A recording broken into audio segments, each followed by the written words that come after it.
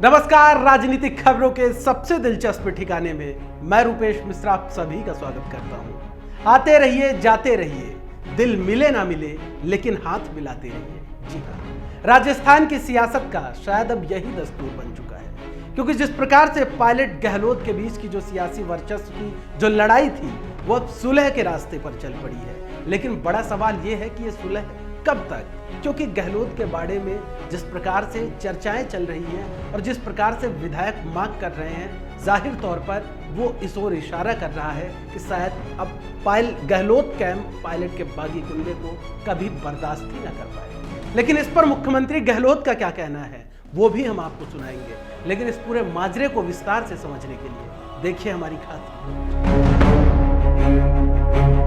हम जानते थे कि निकम्मा है, नाकारा है, कुछ काम नहीं कर रहा है, खाली लोगों को लड़वा रहा है। सूबे के निजाम यानी मुख्यमंत्री गहलोत का ये वो बयान है जब पायलट पर्दे के पीछे थे, लेकिन पायलट अब पर्दे पर आ चुके हैं और बगावत का राजमार्ग छोड़ अब सुलह के रास्ते पर चल पड़े हैं। लेकिन यहाँ पर बड़ा सवाल ये खड़ा होता है कि क्या पायलट को अब गहलोत कैंप बर्दाश्त कर पाएगा, क्योंकि धोरों की धरा यानी जैसलमेर के बाड़े से खबर है कि पायलट कैंप के यू टर्न पर गहलोत के विधायक और मंत्री नाराज हैं।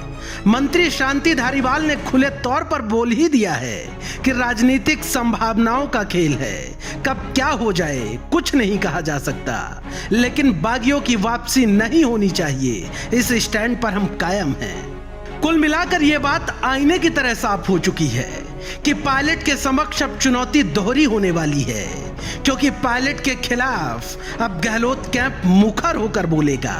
और वैसे भी खबर है कि पायलट की वापसी को लेकर गहलोत सरकार के बाड़े में तरह तरह की चर्चाएं चल रही हैं। ज्यादातर मंत्री और विधायकों का मानना है कि पायलट के बागी कुनबे को पार्टी से बाहर का रास्ता दिखाकर सबक सिखाना चाहिए। गौरतलब है कि मुख्यमंत्री गहलोत ने 2 दिन पहले जब विधायक दल की बैठक बुलाई थी, तब भी सभी विधायकों ने सिंगल लाइन का प्रस्ताव पारित कर इस बात पर सहमति बनाई थी कि अब पायलट कैंप की वापसी किसी कीमत पर नहीं होनी चाहिए।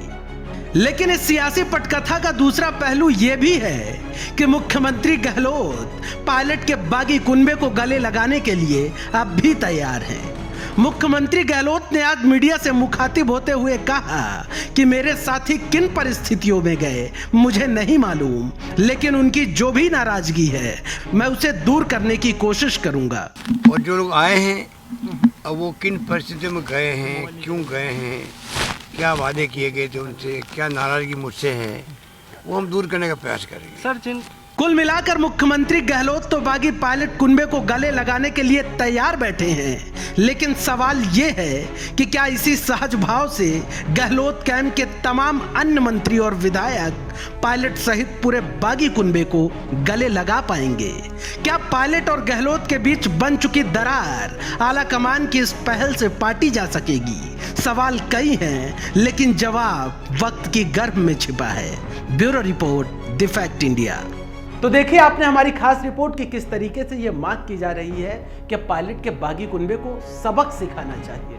लेकिन इसके इतर पायलट अब कांग्रेस पार्टी में आने के लिए तैयार हैं। पायलट आज शाम तक राजधानी जयपुर भी आ जाएंगे अपने बागी विधायकों के साथ। लेकिन सवाल यही है कि आखिर अब पायलट और गहलोत के दिल कैसे मिलेंगे। नमस्कार।